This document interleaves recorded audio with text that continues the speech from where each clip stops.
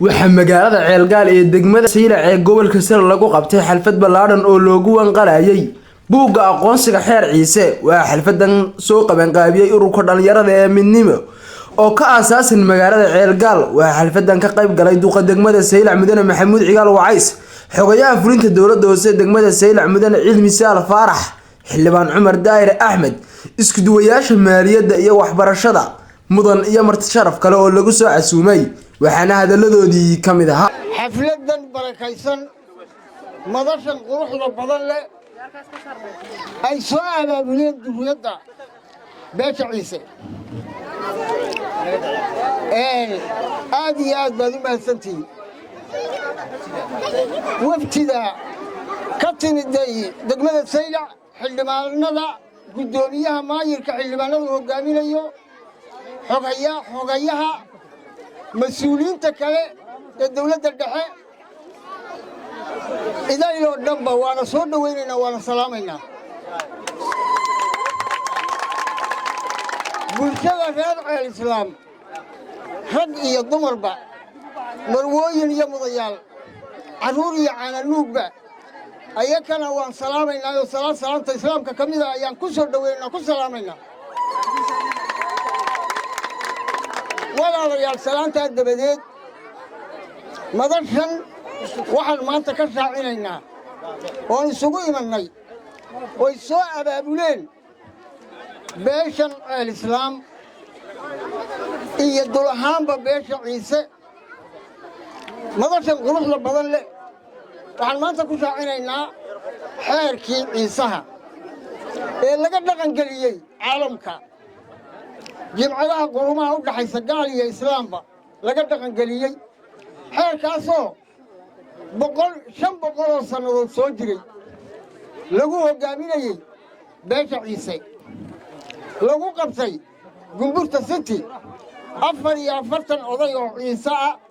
وبيش عيسى كتر سن وبحال لقى صوح ولي ومركا ورئيس اللي حق لقى صوح قاضي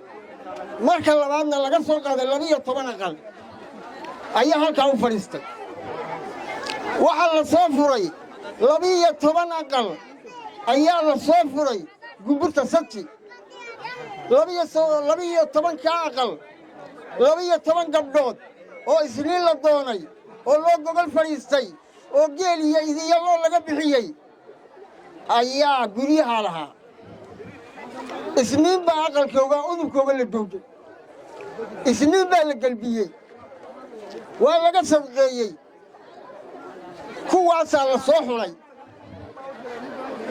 حرك عيسى هكذا القسمي شن بقول سنوات بقول كي سنوات بمربع للجديدين يي ولا تبين يي أو للجالسين يي بيش عيسى أنت لا طالبة وحل قسمي أنا قمت ستي قلا يوجي وحالي أفر يا فرسك وضي وحكم لها جالسي سمران كنت هذا العقال أيها كنت جاي أكمل كان سلام أنا صعب كنت فتيوي أنا هذا العقال ما كان القاضي ولا له سوء أجاسمي فردكم قروح ذا بدل لحفلة ذا قروح ذا بدل اللي حسيو حركي عيسى ولا له مجال ذا القال أو دي حديث سليل متقناي دحها كجير تحركه ولا له سوء أجاسمي يا مهذا الله بعدنا يسكله waxa kale oo mataqaanay aan salaamaya oo halka soo dhaweynaya walaalaha waftiga ee sharafta leh ee madaxda ee ka socda magaalada Saylac gobolka hadii ilaahay yiraaho mid walba masabka uu joogo iyo mataqaanay magaciisa gaarka ayaan ku salaamaya kuna xambalyeynaya waxa weey walaalahayow maanta waxaan iskugu nimidnay waa xafladda quruxda badan leh ee aan ku xusayno xeerkeennii Ciise ee soo jiray 500 sano waayo dhagalay walba meel bay iska taala laakiin waxa weeyaan inaku waan xusaynaa xeerkii kul hadaan dhaadhicinay oo u dhaadhicinay adduun weynaha waa laynala leeyahay hadii tooliye xeer Ciise maaha waa xeer Soomaali oo dhan ay leedahay ma haddaana waxa iskale oo u mahadnaqaynaa uguna ducaynaynaa odayaashii aan ka tafiiranay ee danahooga iyo reerahooga iyo maalkooga uga tagay ee xeer aan ku kala soconay inoo sameeyay iyo iskale ma taqaanay ma hadda koobaad midda labaadna waxa iskale ilaa ragga ku soo dadaalay ee u dhaadhiciyay ee ilaa maanta geeyay ma taqaanay madasha loo dhan yahay ee adduun weynaha u dhaadhiciyay ee maanta meel walba xeerkeennii laga garanayo waxa weeyaan walaalahayow taasi waa taa midda labaad waxa weeyaan maadaamuu xeerkeennii halkaa gaadhay oo xeerkeennii lagu kala socdo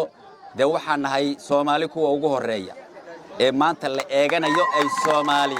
ku soo dheeganayso waayo reerka Ciise u baale xeer ma taqaanaa ilaa inta soo gaadhay 500 sano oo ilaa maanta lagu kala socdo halkan la qaadadhigaya waa dhaqanka Ciisaha oo la iskugu yimiday awqaasha sargaalada dibiteega wasiirku Soomaaliland ka socda halkan baa lagu wada kulmay maanta oo lagu wada qadeeyay waxa lagu mahadnaqayaa dawladda Soomaaliland oo nabada oo biyaha nabad ku wada cabaysa ilaahay inta yare fayada ka soo godoodaysa ee godoojiyuhu wadana ilaahay qaboojiya dhaha inta yare fayada ka imanaysa ee godoojiyuhu wada ilaahay qaboojiyo ragga iyo haweenayda halkan iskugu yimiday waxay hayaan xeerkii Ciisaha weeyi xeerka Ciisaha waxaa u madala Ciise waa Ciise midna carama dheero mahadle ururka dhalinyarada waxaa soo agaasimay ee ciyaartan lahaa ee cashuumadan lahaa ee ma garanaysaa ilaahay ma garanaysaa meel wanaagsan gaarsiiyo waa ururka dhalinyarada ee midnimo rag iyo dumarba way leeyihiin waxa xafladani maanta uu sakaaraha ee hawsheeda lahaay waa ururka midnimo ilaahay baa mahadle maanta waxaan isugu nimidnay xafladda inaan sidaa ku gunaanadno oo nabad iyo caan aan ku gunaanadno oo aan u waqalno waa wax meesha noo yaalla waa xeerkii soo jireedka ahaa waa kii aawowgeen iyo adeeradeen iyo abkeenni uu dhigay waa kii dariiqa ahaa Soomaali baa ku dhaqanta oo maanta ku dhaqmaysa caalamka muu tallaabay innaga uu inaga tegay in badan Soomaali baa ku dhaqmaysa kulli xeerkani waa mid maxaa hadaanay hay'adda UNESCO oo la aqoonsaday oo ay aqoonsatay marka wuxuuna yahay xeerasha geeskan Afrika xeerka ugu fiican 600 sano ka hor la dejiyay maxaa hadaanay intaana odayaal isku soo dhiibayeen oo maskax binaadan ku jiray isku soo gudbinayay maantana qalin loo bedelay oo la qoray la geeyayna in maxaa hadaanay loo bandhigay hay'adaha caalamiga ah markii baaritaan badan lagu sameeyay inuu u qalmo in la aqoonsado xeerkani sidaana lagu aqoonsaday marka tay magac weyn iyo sharaf iyo karaama ay noo tahay inagoo ka mid ah bulshooyinka ku nool geeska Afrika gaar ahaan Soomaaliland Itoobiya iyo Djibouti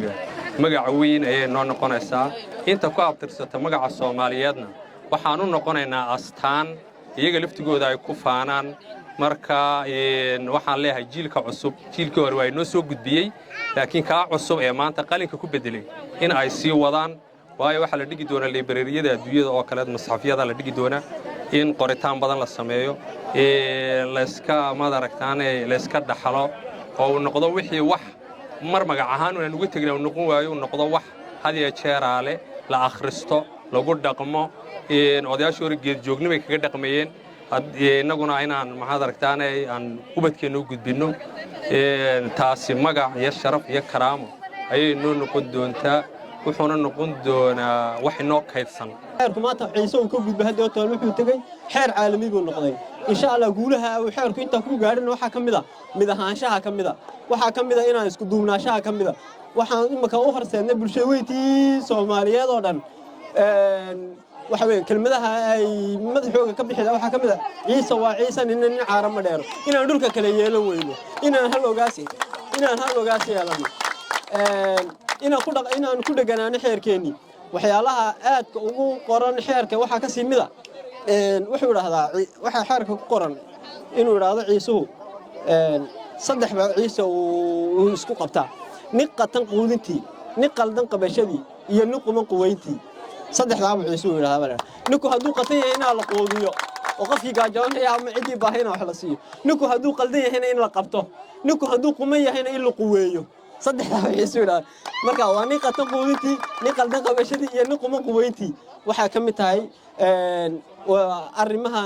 xeerku guulaha inta lagu soo hooyay waxa kamid ah kelmadaha noocaas iyo waxa kelmado kale oo la mid ah soo koobi karin oo ciise waa ciise nin caarama dheer iyo ciise iskuma duulo oo waa hadallada eed uu ku taabagalay halkeena joognaa waa ceelgaal galin ahaan waa dooxiisalal weeyaan doox ahaan oo wadixii kamid ahaa dhowrkii daxood ee ciise uu fadhiisanay xeerka galin ahaan wuxuu ka tirsantahay ceelgaal meelaha la yiraahdo qorax joogga weeyaan marka maanta halkaaba u joognaa waxaan ilaahay hambaliyaan ilaahay waxaan ilaahay guul baan ilaahay insha Allah ceelgal sida sheegeen odayaashu waa dix bartana waa meesha ugu muhiimsan ciisu markuu waxa garan waayo wuxuu raahdaa ceelgal aan isku nimaadno Soomaa ceelgal waa meel muhiima waa meel xeerka ciisa marka la sheegay lafdabara waa meesha hormuudka u ah ciisa galbeed bariga Soomaa aad iyo aad baad u mahadsantihiin wali waad sii haysiin hidii iyo dhaqankii waad sii haysiin wali xeerkeennii waad sii haysiin wali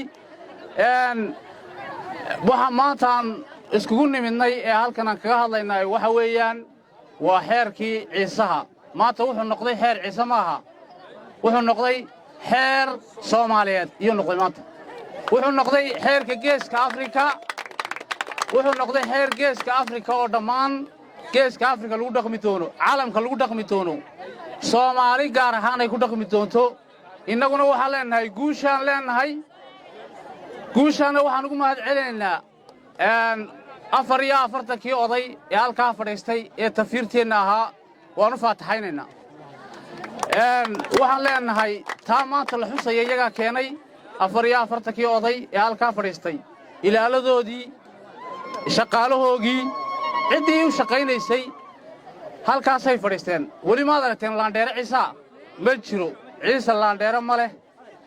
ciise isma dilo ciise geel ma kala dhaco ciise iskuma duulo waxaasoo dhan iyaga inoo sameeyey aad iyo aad baan ugu mahad celinaynaa odayaasha 500 oo sano hadda laga joogo xeerka buugga xeerka ku qoran bay qoreen waxaan aad iyo aad ugu mahad celinaynaa intii qortay xeerka intii caalamka geysay maskax iyo muuq iyo karaamo iyo sharaf iyo maal intaba ku bixisayna iyagana aad iyo aad baan ugu mahad celinaynaa ciisuhu lahaa oo intaasoo dhan lagu soo dhaqmayay 500 oo sano oo maantana heerkii ugu dambeeyay gaadhay oo xeer noqday Soomaaliyeed marka la eego oo markii hore intaanan macnaha caalamku aqoonsan ku inaga inoo gaar ahaa laakiin samaantii caalamka markuu aqoonsaday ku Soomaaliyeed noqday sida aad u soo dhaweyseen ee tuulooyinkii degmada hoos imanayay tuuladii ugu horeysay aad noqoteen ee xusta oo u wanqashay aad iyo aad baad u mahadsantihiin ay hambaliyadiina ma soo koobi karno wax laga sheekeeyana macnaha way dhaaftay quruxdeeda waxa kale oo aad iyo aad u mudan ururka dhalinyarta ee midnimo ee dhalinyarta u dhan haween iyo namaba ee aqalka laba daryaalaha dhisay ee halka kale hadhka dhisay ee xafladda quruxda badan la soo agaasimay ee tolkood iskugu yeedhay war maanta wax weyn wad qaban kartaan oo intan ka sii weyn aad iyo aad baad u mahadsantihiin reecel gaalla waxaan leenahay waar maada reecel islaamna waxaan leenahay maadaama oo halkan waxa xeerka aan ku maqalay maadaama oo sanad baa la fadhiyay baa lii markii xeerkan la ururinay lama sheego laakiinse waa inaad inagu sheegtaa sidaad maanta u sheegteen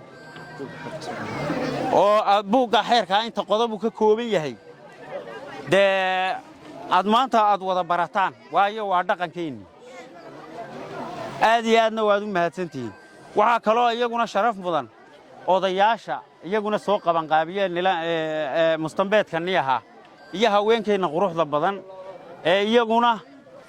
muxuu ahaaye aan inisii garab joogsaday hawlaha nii soo fudeediyay iyagana ee qaybtooda qaatay aad iyo aad bay iyaguna u mahadsan yihiin annaguna ka degma ahaan horta ururka dhalinyarta ee soo qabanqaabiyey horta sideeda ayaan u aqoonsanaynaa qaybtayadana waan ka geysanaynaa waanan idin garab qabanaynaa insha Allah haddii Ilaahay dhaho kollayto waxa aan filaynaa in saylacna lagu qabto saylacna insha Allah haddii lagu qabto kullay waan arki doonaa insha Allah haddii Ilaahay yiraahdo iyadana waan u diyaar galoobaynaa taasina waa sida midda kale haddii sidaa la isku garab joogo gacmaha la isqabsado imika halkaa waxa ku qoran odalkaa goobadaas xeer waa jeerin baa la yidhi oo lagama boodi karo xeer maxaa la yidhi waa hadh la hadhsado xeer waa muxuu ahaa eeg imika odayada goobada ku jiraay macnaha waxay tilmaamaysaa macnaha waa lagamana bixi karo oo macnaha cid kale laguma xadgudbi karo Soomaali baan naho kollay waan wada deganahay maadaama maanta marka cid ma kala leh insha Allah waxa weeyaan inaguna sidii aan kolka horeba loogu dhaqmeeyay iyo si ka sii fiican inaan loogu dhaqmo oo diinta iyo wax walba maadaama raggii ka soo shaqeeyay raggii awoowayaasha inay haayeen inaguna